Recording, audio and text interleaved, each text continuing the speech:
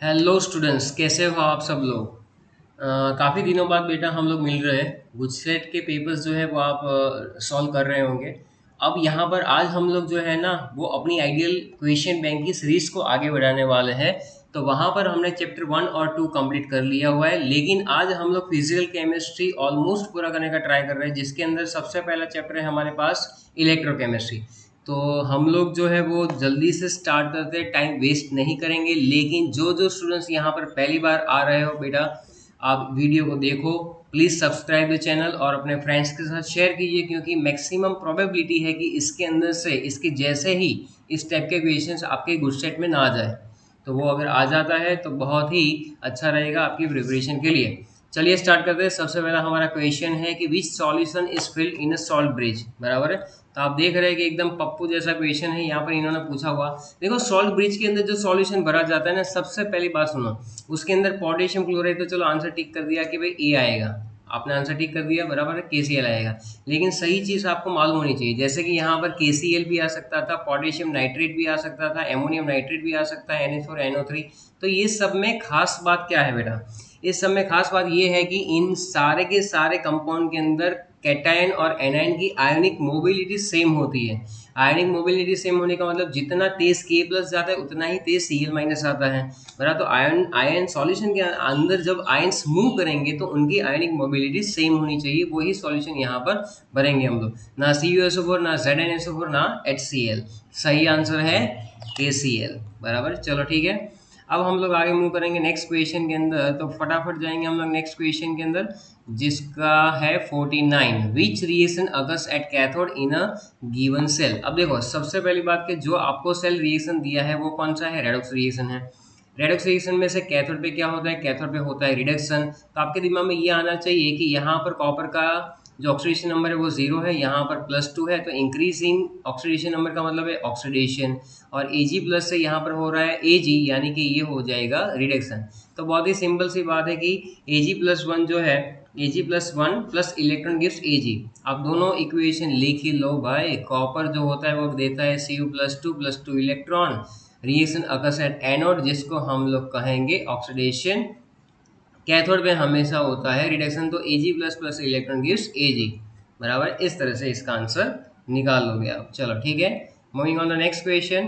कि हमारे पास क्वेश्चन नंबर जो 50 है उसके अंदर क्या पूछा हुआ है बेटा, यूज ऑफ इलेक्ट्रोकेमिकल सेल, यानी कि एप्लीकेशन ऑफ इलेक्ट्रोकेमिकल सेल के अंदर आप लोगों ने काफी सारे न्यूमेरिकल्स किए होंगे कि भाई इलेक्ट्रोकेमिकल सेल से हम लोग क्या क्या मेजर कर सकते हैं। तो देखो, नस इक्वेशन क्या था हमारा, बेसिकली नस इक्वेशन था E cell is equal to E nought cell minus 0.059 upon N log of anode by cathode, या तो आप लिख सकते हो प्रोडक्ट अपॉन रिएक्टेंट। तो ये सारे न्यूमेरिकल्स के अंदर आप इसके बेसिस पे पीएच भी मेजर करते थे, सॉलिबिलिटी भी मेजर कर सकते हो, और इक्विलिब्रियम कांस्टेंट भी, यानी कि all of three are correct. That's why option D will be correct.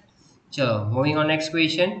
हमारे पास क्वेश्चन है अब सबसे पहला 51 वाला। चलो तो 51 कहाँ चला गया, घूमता घूमता ये रहा।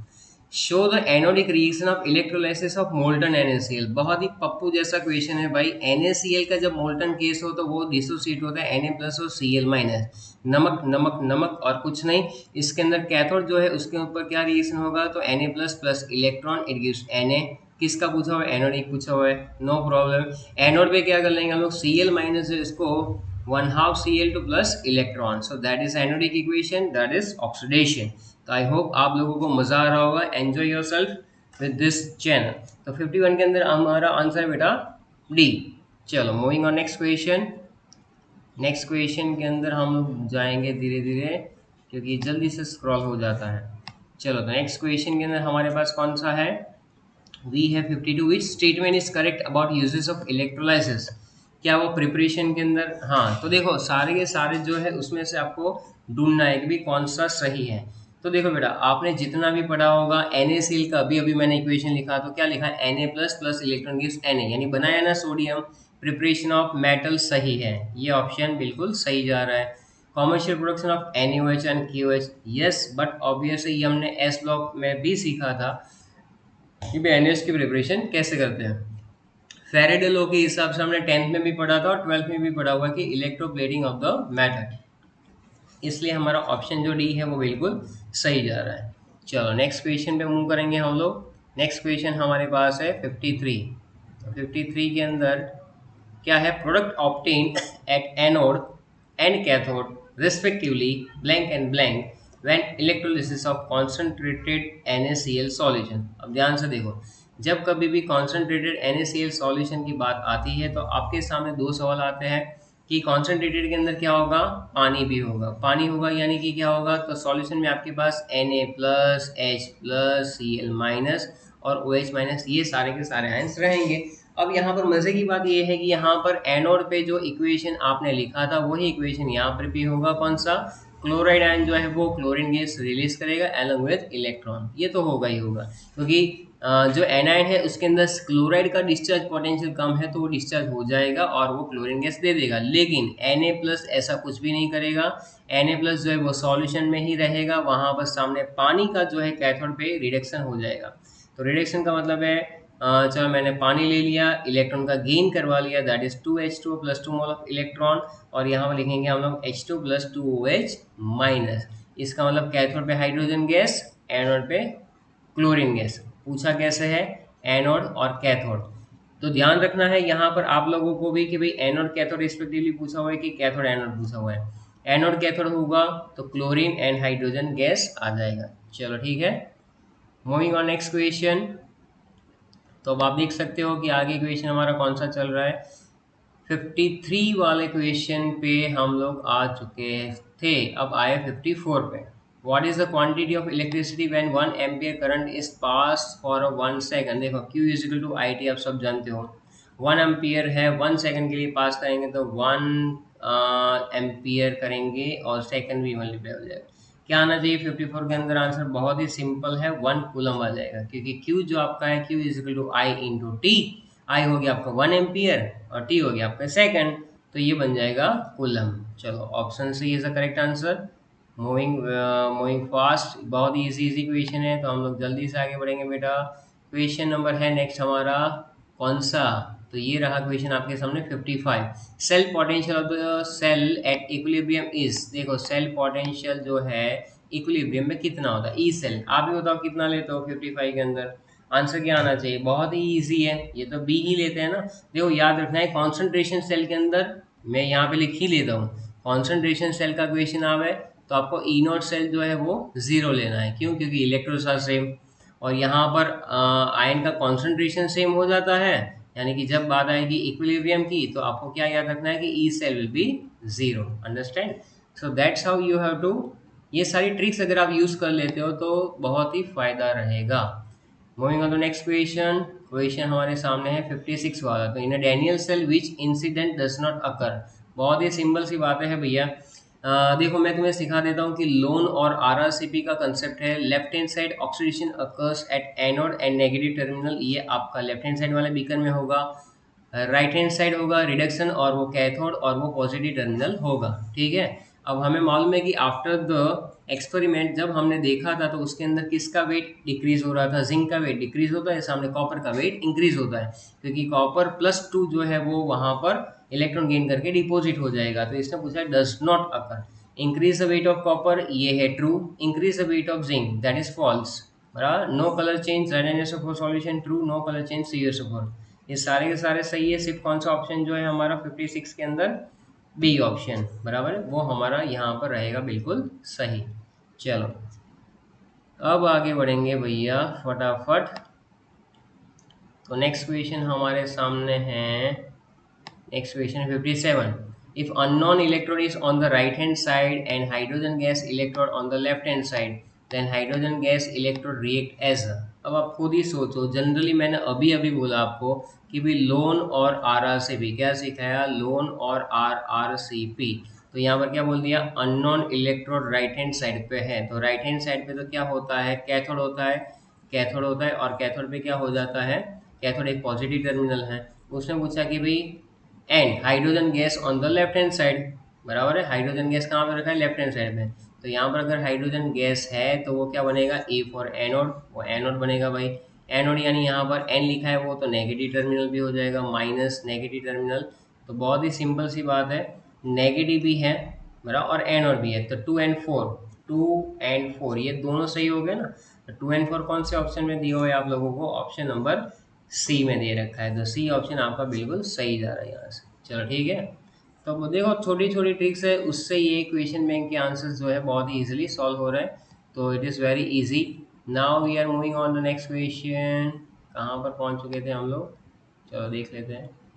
हाँ, 58 पे आए थे बेटा, 58 पे हम लोग थे।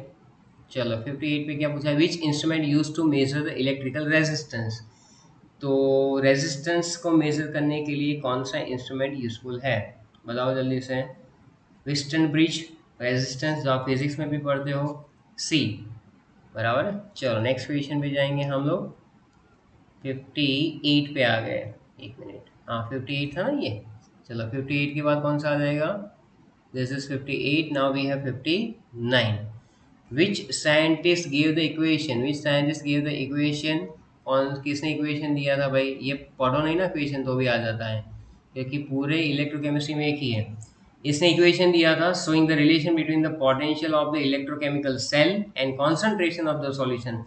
एनसीईआरटी की लाइन टू लाइन यहाँ पर उठाई हुई है, जिसका ऑप्शन जो है नर नस्ट क्या कहेंगे इसको? नस्ट इक्वेशन, बराबर। चलो ठीक है, फिर आगे बढ़ेंगे हम लोग नेक्स्ट के ऊपर। देखो अभी आपको करना है नेक्स्ट क्वेश्चन 60 कि क्या पूछा हुआ है? It is not advisable to fill the solution for AgNO3 in a copper container. अब आप ध्यान से देखो, कंटेनर कौन सा नहीं लेना है आपको और क्यों नहीं लेना है। तो बेसिकली कंटेनर जो है ना, वो कभी आपका एनोड नहीं होना चाहिए, क्योंकि उसमें जब आप भरोगे तो अभी अभी आगे देखा था कि एनोड का वेट डिक्रीज हो जाता है। तो एनोड नहीं बनना चाहिए, एनोड नहीं बनना चाहिए, यानी रिडक्शन पोटेंशियल कैसा नहीं होना चाहिए? आप ही बताओ, रिडक्शन पोटेंशियल जो है वो नेगेटिव होना नहीं चाहिए, यानी कि कम नहीं होना चाहिए, ये सीधी सी बात है। तो 60 वाले क्वेश्चन के अंदर हम लोग क्या करेंगे कि इसका potential, it is not advisable to fill the solution for AgNO3। अब आप खुद देखो मैं यहाँ पर क्या लिख रहा हूँ कि रिडक्शन पोटेंशियल सिल्वर का होता है हमारे पास कितना? 0.80, बराबर। और कॉपर का आपका रहता है 0.34, बराबर है। तो टॉप टू बॉटम कॉपर आएगा, तो जो नीचे आएगा वो आपको बनेगा एनोड। मैंने पहले ही बोला एनोड का ऑक्सीडेशन हो जाएगा, यानी इसका तो वेट डिक्रीज होना है, तो वो नहीं कर सकते। तो सीधा सा हिसाब है 60 वाले क्वेश्चन के अंदर ए जो है वो बिल्कुल सही है, क्योंकि reduction potential of silver will be greater than reduction potential of copper, बराबर है। मज़ा आ रहा है ना बेटा? तो लाइक करते चलो और अपने फ्रेंड्स के साथ भी शेयर करो। थोड़ा सा बहुत लॉन्ग ड्यूरेशन हो चुका है, लेकिन मेहनत बंद नहीं करनी। अगर मेहनत बंद कर दी और कल को बोल दिया कि गुड सेट ले लेंगे और इसी डेट को ले लेंगे, तो फिर प्रॉब्लम हो जाएगी। तो मेक श्योर कि आपका काम चलता रहे। देखो ये 61 वाला क्वेश्चन जो है वो उसका सेल रिप्रेजेंटेशन दिया हुआ है, what is the value of N. वैसे तो मैं सीधा भी बता सकता हूँ, लेकिन हम लोग लिखेंगे कि मैग्नीशियम जो है उसमें से बनेगा Mg+2 इलेक्ट्रॉन, और सामने हमारे पास है Al+3, वो 3 इलेक्ट्रॉन गेन करके करेगा क्या? एल्यूमिनियम। अब आप देख रहे हो कि एन की वैल्यू अलग अलग है, तो हमें एन की वैल्यू इक्वलाइज करनी है, यानी पूरे पहले इक्वेशन को मुझे मल्टीप्लाई करना है 3 से, और सेकंड इक्वेशन को मल्टीप्लाई करेंगे हम लोग किससे? देखो 2 3 6, और यहाँ पर 2 से कर दोगे तो एन की वैल्यू आपकी आ जाएगी 6 electron. So that is option D, 61 में जाएगा डी, बराबर है। 62 की बात करेंगे हम लोग। चलो मूविंग ऑन नेक्स्ट क्वेश्चन 62। अब 62 में कैसे जाएंगे तो देखते जाओ। चलो what is the change in pH? Change in pH, पहली बात पीएच जब कभी भी आता है क्वेश्चन में तो 101% आपको H3+ का कॉन्सेंट्रेशन देखना है। अगर H3+ का कॉन्सेंट्रेशन बढ़ रहा है तो पीएच डिक्रीज होगा, और अगर वाइस वर्सा है तो पीएच इंक्रीज और डिक्रीज जैसे भी हो सकता है। तो pH is inversely proportional to H3+ concentration. Now electrolysis of किसका पूछा है? इलेक्ट्रोलाइसिस पूछा है dilute solution of copper sulphate with inert electrode. Inert electrode यानी वो जो इलेक्ट्रोड जो पार्टिसिपेट नहीं करने वाला है। तो 62 वाले क्वेश्चन में क्या करेंगे हम लोग? जब कभी भी ऐसा क्वेश्चन आता है तो याद रखना है कि कॉपर सल्फेट और हमारे पास है इनर्ट इलेक्ट्रोड।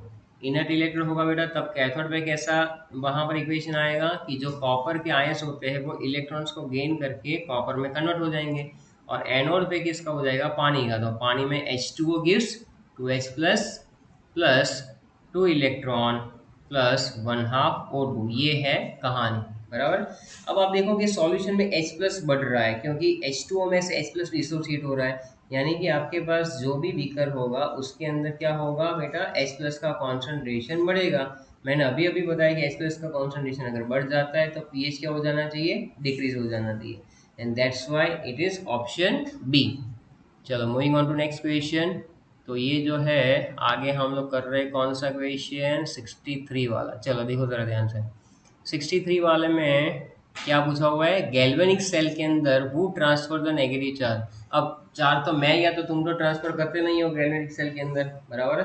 आपका चार्ज तो कब का डिस्चार्ज हो चुका है, जब से डेट डिले ही होती जा रही है, तो वो तो हो नहीं सकता है तो आप ध्यान से देखो, गैल्वेनिक सेल के अंदर यहाँ पर क्या पूछा है कि who transfer the negative charge, कौन करेगा नेगेटिव चार्ज, देखो मुझे बताओ। गैल्वेनिक सेल यानी डेनियल सेल, बराबर है। अब उसके अंदर सॉल्ट ब्रिज के थ्रू ही सर्किट कंप्लीट होती थी ना, तो सॉल्ट ब्रिज जो है उसी के थ्रू ये सब चीज़ें होती हैं। एक्सटर्नल सर्किट में इलेक्ट्रॉन जो है वो ट्रांसफर होते हैं, और सॉल्यूशन के अंदर आयंस की बात आती है, बराबर। वो ट्रांसफर द नेगेटिव चार्ज, बराबर। यहाँ पर एकदम स्पेसिफाई नहीं किया हुआ है, वरना यहाँ पर बोल के भी इलेक्ट्रॉन के लिए बात कर रहे हैं तो आपका आंसर आता है सी, और आयन के लिए बात कर रहे हैं तो आपका आंसर आना चाहिए बी। तो थोड़ा सा क्लैरिफाई नहीं है, वरना बहुत ही सही जा रहे हो। चलो डन। नेक्स्ट क्वेश्चन है हमारे पास। अब क्वेश्चन ये तो कंप्लीट हो गया।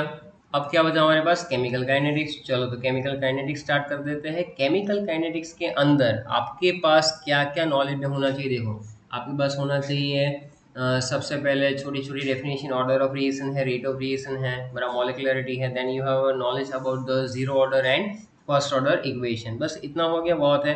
बाकी सब तो रखा ही नहीं है, डिलीट कर दिया है। मज़े ही मज़े आप लोगों की, जब कभी भी एग्जाम होगी इस बार मेरिट बहुत ही हाई जाने वाला है, तगड़ा कंपटीशन है, तो पढ़ाई करते रहो बेटा। According to the reaction rate what type of reaction is hydrolysis of starch. अब देखो तीन टाइप के रिएक्शन होते हैं, आपको भी मालूम है, बराबर है। मॉडरेट रिएक्शन होते हैं, या तो स्लो होते हैं, वेरी स्लो रिएक्शन होते हैं जिसको कहते हैं हम लोग।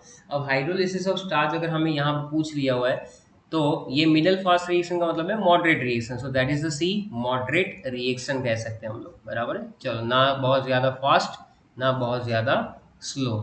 तो मूविंग ऑन नेक्स्ट क्वेश्चन। अब हमारे पास है 65 वाला क्वेश्चन। 65 में क्या है, what is the unit of rate constant of zero order reaction. देखो आपके पास एक फॉर्मूला दिमाग में फिक्स होना चाहिए, क्या, के इज इक्वल टू क्या, बोल गए कॉन्सेंट्रेशन, बराबर कॉन्सेंट्रेशन, या तो सिर्फ मोलर लिखो, बराबर।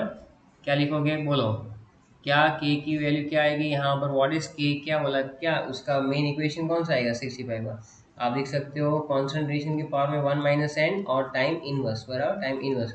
अब आप देखो एन की वैल्यू यहाँ पर क्या रखोगे, जीरो, क्योंकि जीरो ऑर्डर रिएक्शन है, तो ये 1 रहेगा। इसका मतलब के आपका हो जाएगा कॉन्सेंट्रेशन पर टाइम इनवर्स, बराबर। तो कॉन्सेंट्रेशन यानी क्या, मोलर, मोल पर लीटर, इन सॉरी मोलर सेकंड इनवर्स लिख लो, या तो आप लिखो इसको मोल per litre, mole per litre पर सेकंड इनवर्स। तो ये सारे आंसर सही है। अब इसमें से कौन सा मैच कर रहे हैं यहाँ पर, बी, तो that is mole per litre. इसकी जगह पर आप कैपिटल एम सेकंड इनवर्स भी लिख सकते हो। Moving on to next question. अब हमारे पास है एक रिएक्शन जिसकी रेट कांस्टेंट की वैल्यू है, वैल्यू पे फोकस ही नहीं करना है, मिनट इनवर्स है। तो फिर से के इज इक्वल टू क्या कर लेंगे हम लोग, कॉन्सेंट्रेशन पावर में 1 माइनस एन और टाइम इनवर्स। देखो इसका आंसर टाइम इनवर्स में दे रखा है, यानी कि एन की वैल्यू आपकी 1 होगी तभी पॉसिबल है ना। एन की वैल्यू अगर फर्स्ट ऑर्डर होगी तो ये पूरी टर्म जो है वो तो 1 हो जाएगी, क्योंकि कॉन्सेंट्रेशन के पावर में 0 चला जाएगा। तो that is first order reaction and it is for sure. तो ये फर्स्ट ऑर्डर रिएक्शन है बेटा। चलो आगे बढ़ेंगे। Question number 67। 67 पे क्या है, at high pressure what is the order of reaction of decomposition of ammonia. अब देखो डिकम्पोजिशन का मतलब है 2NH3, it gives N2 plus 3H2, ऐसा एक इक्वेशन लिख दिया मैंने। अब मुझे यहाँ पर क्या करना है, मुझे यहाँ पर एक इक्वेशन लिखना है। तो देखो जरा, रेट इज इक्वल टू, आपके टेक्स्ट बुक में भी होगा K1NH3, और नीचे होगा 1 प्लस K2NH3। पहले ये इक्वेशन लिख दो। इसके अंदर दो केसेस आपको डिस्कस करना है, यहाँ पर पूछा हुआ है हाई प्रेशर में। तो देखो कि जब एमोनिया का प्रेशर हाई होगा तो हमें क्या करना है, नीचे की टर्म में ध्यान से देखना है। ये जो मैंने इक्वेशन लिखा हुआ है उसमें दो टर्म है, यहाँ पर 1 है और यहाँ पर K2 और NH3 है। अगर NH3 का प्रेशर ज़्यादा है तो 1 को निगलेक्ट करना है, तो आपके पास ये इक्वेशन कुछ ऐसा बन के आ जाएगा, K1NH3 और यहाँ पर K2NH3। तो अल्टीमेटली ये हो जाएगा कि ये जो है K1/K2 यानी कांस्टेंट ही वो ना K, तो rate is equal to K कब बनता है, फिर मुझे बताओ rate is equal to K कब बनेगा, how it becomes rate is equal to K, क्या आएगा, जीरो ऑर्डर रिएक्शन के लिए आएगा ना, क्योंकि ये पूरा जो है वो तो 1 हो जाएगा। आपका जो NH3 का कॉन्सेंट्रेशन है 1 है, यहाँ पर भी 1 है, 1 - 1 यानी 0, 0 हो गया, यानी क्या 0 जो हो गया तो किसकी वजह से हुआ, तो ये हमने 0 कर दिया, तो 1 पावर था, that is first order reaction, और फर्स्ट ऑर्डर रिएक्शन के बेसिस पे ही वहाँ पर मैंने 0 लिखा हुआ है। चलो, तो ये जो है इसके बेसिस पे आपका आंसर, सॉरी फर्स्ट ऑर्डर तो हमने लिया लेकिन it is zero order reaction, क्योंकि rate become specific, rate constant वो कब होता है कि जब आपका जीरो ऑर्डर रिएक्शन होता है। तो यहाँ पर NH3 का power 0, that is your answer. चलो ठीक है, मूविंग ऑन नेक्स्ट। अब हमारे पास next question, what is the value of intercept in the graph of concentration versus time for zero order reaction. तो आपके पास ग्राफ जो है वो आपको पता होना चाहिए, कंसंट्रेशन वर्सेस टाइम का जो ग्राफ है जीरो ऑर्डर का, उसके अंदर कौन सा आंसर आएगा। चलो टेल मी, आप ही बताओ, आपको तो याद ही है ना कौन सा ग्राफ था। तो देखो यहाँ पर हमारे पास मैं ग्राफ भी ड्रॉ कर देता हूँ, ये ग्राफ कॉन्सेंट्रेशन वर्सेस टाइम, या तो लिख लो यहाँ पर R0 वर्सेस टी। इसके अंदर आपका ग्राफ कुछ ऐसा बनेगा, जिसके अंदर आपको भी पता है कि स्लोप इज इक्वल टू लिखते थे हम लोग -K, और आपका ये जो था वो R0 था, बराबर ये था। तो ये इक्वेशन है, इसके बेसिस पे क्या आएगा आंसर, 68 के अंदर क्या आंसर आना चाहिए बताओ। What is the value of intercept, what is the value of intercept. चलो ठीक है, तो यू गेट द आंसर, मैंने बता दिया आपको स्लोप क्या है और इंटरसेप्ट क्या है, बराबर। चलो फिर आएगा 69, बराबर, ऊपर बताओ जल्दी से कौन सा आंसर आएगा, tell me. 1/R0, R0 into के, मेरा इंटरसेप्ट मैंने लिख ही दिया हुआ है यहाँ पर, बराबर, तो उसके हिसाब से आपको अपना आंसर लिख लेना है सी। चलो नेक्स्ट है आपके पास 69, 69 के अंदर कैसे जाएंगे, चलो 69 के अंदर तो सिर्फ ग्राफ ही ग्राफ है। ग्राफ जो है उसको बहुत ही अच्छे से आप देखिए, बहुत ही सिंपल सा क्वेश्चन है। देखो वापस है, which of the following graph is graph of the concentration versus time for the zero order reaction, it is C, अभी अभी तो डिस्कस किया हमने। नेक्स्ट क्वेश्चन, चलो नेक्स्ट क्वेश्चन में क्या पूछा हुआ है बेटा कि भाई हाँ, value of T1/2 for zero order reaction. अब T1/2 is for zero order reaction क्या था, T1/2 for zero order reaction R0/2K, ये था कि नहीं, R0/2K। अब बताओ मुझे क्या आएगा इसके अंदर, 70 में आंसर क्या लिखोगे आप, R0/2K proportional to the initial concentration, directly proportional to the initial concentration, और अगर रेट कांस्टेंट के बेसिस पे देते तो इनवर्सली प्रोपोर्शनल वहाँ पर लिख लेते। आई होप आप लोग ये सिंपल सिंपल MCQ करके बहुत ही एंजॉय कर रहे होंगे। अगर ऐसा गुड सेट में आ गया तो फिर मुझे लग रहा है कि पूरे के पूरे मार्क्स ले आओगे आप, हाँ है या नहीं। चलो 71 में है, what is the value of slope in a graph concentration versus time for zero order reaction, यानी कि अगर जीरो ऑर्डर तुम्हें आता है तो 3-4 क्वेश्चन तो ऐसे ही बन जाएंगे, बराबर है। Slope is equal to -K। Moving on next. चलो तो ये क्वेश्चन अब हमारे पास है, mention the graph of LNR versus T for the first order reaction, LNR versus T for the, अब फर्स्ट ऑर्डर रिएक्शन के लिए ग्राफ अगर हमारा आ रहा है तो कौन सा आंसर आएगा, LNR वर्सेस T, ए आएगा कि नहीं, बराबर। ओके, तो यहाँ पर आपका आंसर आएगा ए 72 के अंदर। 73 के अंदर आगे बढ़ेंगे, फर्स्ट ऑर्डर रिएक्शन के ग्राफ और फॉर्मूला सारे कर लो। यहाँ पर नेक्स्ट है हमारे पास T1/2, और T1/2 का देखो फर्स्ट ऑर्डर के लिए दो इक्वेशन, एक करना है K = 2.303 upon T log R0 by RT, बराबर, या तो A/A - x भी लिखते हैं। when T becomes T1/2 तो कॉन्सेंट्रेशन एट T टाइम कितना हो जाएगा, R0/2 आधा हो जाएगा। इसको जब आप सॉल्व करोगे तो T1/2 = 0.693 बाय K आ जाएगा। ये आपको भी याद है, तो सीधा भी टिक कर सकते थे भाई, C is equal to 0.693 upon K. तो हम लोग पहुंच चुके हैं क्वेश्चन नंबर 74। 74 में क्या पूछा है, what is the relation between the concentration and time of a first order reaction. तो अभी अभी मैंने आपको समझाया, जिसके बेसिस पे क्या आएगा देखो, T1 हाफ बराबर है proportional to 0.693 upon K, concentration and time, concentration and time. तो लग रहा है कोई relation, independent from the concentration, there is no relation between concentration and time. चलो ठीक है, तो 74 के अंदर आपका ऑप्शन आ रहा है डी। 75 है बेटा, what is importance of integrated equation. Integrated rate equation का क्या फायदा है, इंटीग्रेटेड रेट इक्वेशन का क्या फायदा होता है आपको, tell me. Order of reaction आपको मिल जाएगा, मेरा ऑर्डर ऑफ रिएक्शन, बहुत ही सिंपल क्वेश्चन है। चलो बढ़ेंगे आगे हम लोग, मूविंग ऑन नेक्स्ट क्वेश्चन। ये रहा H2 plus Cl2 gives 2HCl is the zero order reaction, ये बता दिया उसने। if the concentration of the Cl2 is double then what is the value of T1 half। जल्दी से बताओ 76 के अंदर क्या आएगा, देखो 76 में जीरो ऑर्डर बता दिया है और T1 हाफ पूछा, तो T1 half is equal to क्या होता है, R0/2 के, R0/2 के। तो सीधी सी बात है कि हाफ लाइफ पीरियड जो है बेटा वो directly proportional to the initial concentration है। अब आप इसका कॉन्सेंट्रेशन डबल करोगे बराबर है, तो सीधी सी बात है कि T1 भी क्या हो जाएगा, बिकम्स डबल।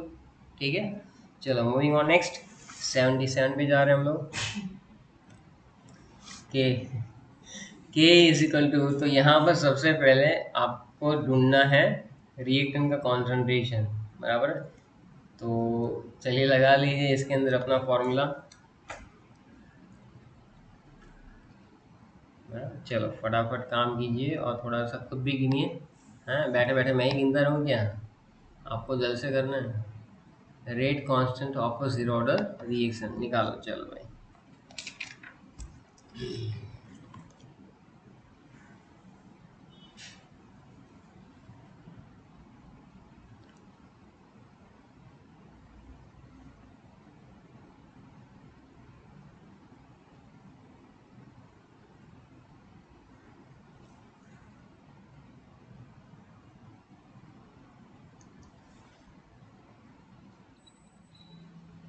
चलो भाई थोड़ा सा वहाँ पर टेक्निकल एरर चल रहा है। Okay now it is ready. Rate constant of a zero order reaction क्या क्या दिया हुआ है, भगवान का दिया सब कुछ है तुम्हारे पास, 4 × 10⁻³ एम एस नहीं होता है, एम एस धोनी थोड़ी है, मोलर सेकंड यूनिवर्स, यहाँ स्मॉल एन ना, स्मॉल एम नहीं आएगा। How much reactant concentration decrease after 20 minute, यानी टाइम भी दे दिया आपको 20 मिनट, बस तो फिर आपको रिएक्टेंट का कॉन्सेंट्रेशन कितना डिक्रीज हो रहा है वही ढूंढना है ना। चलो तो क्या कर लेंगे हम लोग, और जीरो ऑर्डर है तो लगा लो फॉर्मूला, के इज इक्वल टू आ जाएगा R0 - RT अपॉन टी बराबर है। और डिक्रीज कॉन्सेंट्रेशन रिएक्टेंट का पूछा है, यानी कि ये डिफरेंस जो है वही निकालना है। R0 - RT is equal to हो जाएगा KT, बोलो KT आ गया यहाँ पर, तो 4 × 10⁻³ और यहाँ पर आपका हो जाएगा 20 सेकंड में ले जाएंगे तो 60 से मल्टीप्लाई करोगे तो 4.8 जितना आ जाएगा, आएगा कि नहीं आएगा। चलो 4.8 आ रहा है सब लोगों का, लिखते चलो भाई कमेंट बॉक्स के अंदर। नेक्स्ट क्वेश्चन, क्वेश्चन नंबर 78 क्या है, if one of the reaction value slope है -k/2.303 then what is the unit of rate constant. Pappu जैसा क्वेश्चन है ये, अगर तुम्हारा स्लोप जो है इतना ही है तो ये फर्स्ट ऑर्डर रिएक्शन है भाई, और फर्स्ट ऑर्डर रिएक्शन में रेट कांस्टेंट होता है टाइम इनवर्स, चाहे वो मिनट इनवर्स हो, डे इनवर्स हो, सेकंड इनवर्स या पूरा साल इनवर्स कर दो तो भी ये मिल जाएगा। चलो ठीक है, मूविंग ऑन नेक्स्ट 79। 79 में हमें क्या पूछा हुआ है कि NO2 and O2 is product of decomposition of N2O5। तो सबसे पहले हम लोग लिखेंगे यहाँ पर कि भाई N2O5 को जब तुम डिकम्पोज करोगे तो क्या मिलेगा, हाँ 2 moles of NO2 plus 1 mole of oxygen. अब क्या क्या दे रखा है, क्या डिक्रीज हो रहा है कि इंक्रीज हो रहा है, तो देखो यहाँ पर जब मैं बात करूँगा तो इनिशियल कॉन्सेंट्रेशन इसका जब 0.5 मोलर था तो यहाँ पर तो ज़ीरो है, बराबर कि नहीं, और ये भी 0 मोल है। जब रिएक्टेंट ही होता है सिर्फ तो प्रोडक्ट बनता नहीं है। अब बोला if the concentration of N2O5 is decrease by 0.5 to 0.1, 0.5 to 0.1, बराबर। तो मुझे ये बताओ कि यहाँ 0.5 से 0.1, यानी तो फिर 0.1 जब बन रहा है बेटा, बराबर, कितना डिक्रीज हो गया, N2O5 था 0.5 और 0.1, इसका मतलब इक्विलिब्रियम पे आपके पास कितना होगा, 0.4 होगा, बराबर। और 0.4 होगा तो इसके एक मोल के सामने इसके दो मोल बन रहे हैं, तो अगर 0.4 है तो यहाँ पर 0.8 आ जाएगा, बराबर, 0.8 आ जाएगा, बस दैट्स इट। तो that is B, your option is B. Next question है हमारे पास 80। 80 वाला क्या बोल रहा है, what is the order of reaction of a graph given below. तुम ही बताओ और क्या, यहाँ पर क्या लिखा हुआ है, order of the reaction, graph नहीं, order of the reaction find करना है। अब देखो मैं आपको ऐसा एक फॉर्मूला बना बताता हूँ ना जिसके ऊपर से सारे के सारे आपके आंसर आ जाएंगे। T1 हाफ यानी हाफ लाइफ पीरियड जो होता है इनवर्सली प्रोपोर्शनल टू R0 और पावर में आता है n-1, वहां पर होता है n is equal to order of reaction. अब मुझे बताओ कि यहाँ पर जो है वो 2 कैसे आया होगा, 2 कैसे आया होगा, अगर आपने यहाँ पर 3-1 किया होगा तो ही ना, तो n इजिकल टू 3 यानी थर्ड ऑर्डर रिएक्शन के लिए ही आपका ये ग्राफ आता है, जिसमें t versus 1/R0 square answer आएगा। Okay, so that is for 80 question. फिर 81 में आएंगे हम लोग नेक्स्ट क्वेश्चन में। चलो तो 81 में क्या करेंगे भाई, एक मिनट,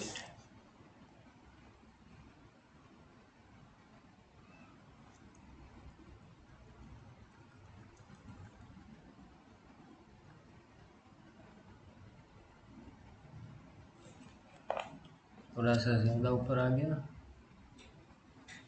80 पे पहुंचे ना हम लोग, चलो ठीक है, नो प्रॉब्लम, वेट मिनट।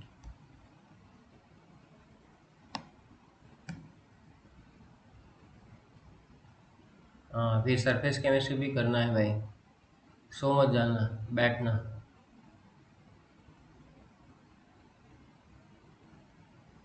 चलो ये तो हो गया।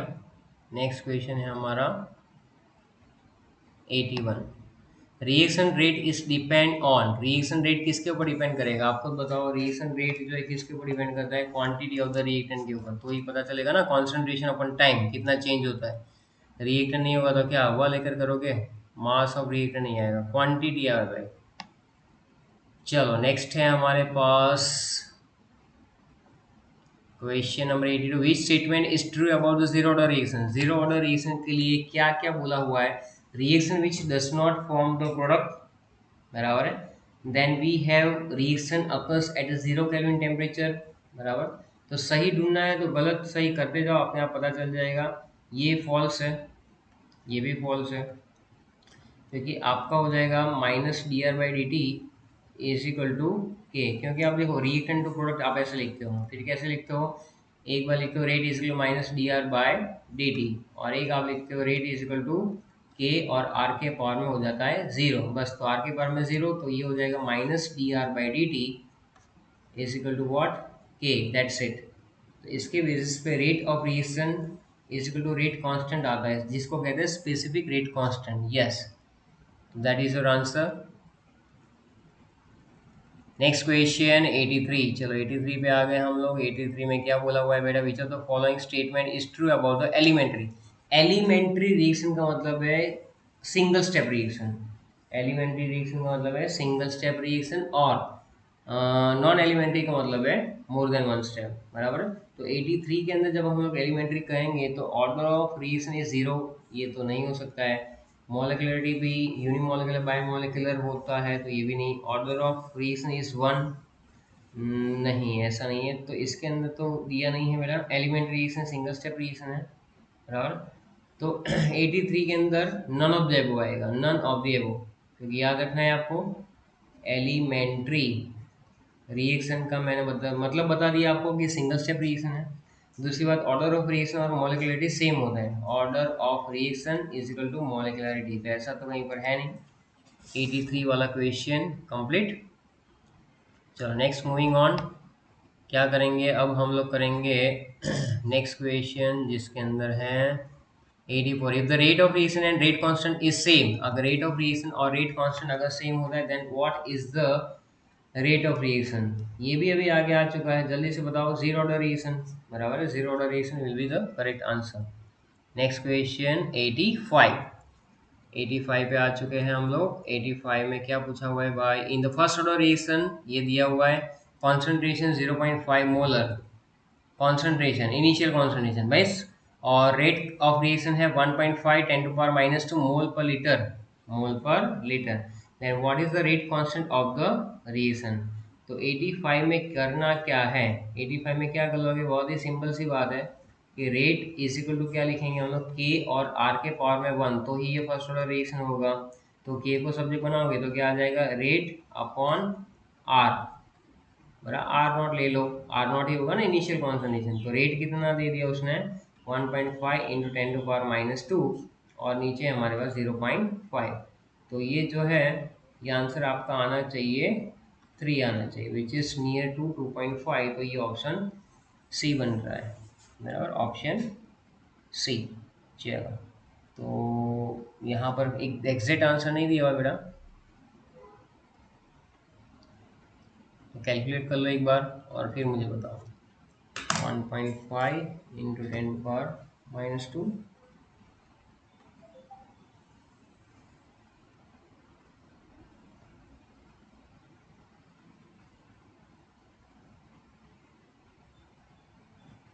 Yes it is 3। ओके चलो फिर आगे बढ़ेंगे हम लोग ये वाले इक्वेशन के अंदर। ये वाला क्वेश्चन जो है वो क्या बोल रहा है, there is no change in the half life term, यहाँ पर टर्म आना चाहिए when concentration double in one reaction. तो ये कौन सा होगा 86 के अंदर, हाफ लाइफ जो है, क्योंकि देखो half life T one half is 0.693 upon के, हाफ लाइफ जो है नो चेंज, बराबर नो चेंज का मतलब ये फर्स्ट ऑर्डर रिएक्शन की बात कर रहे हैं।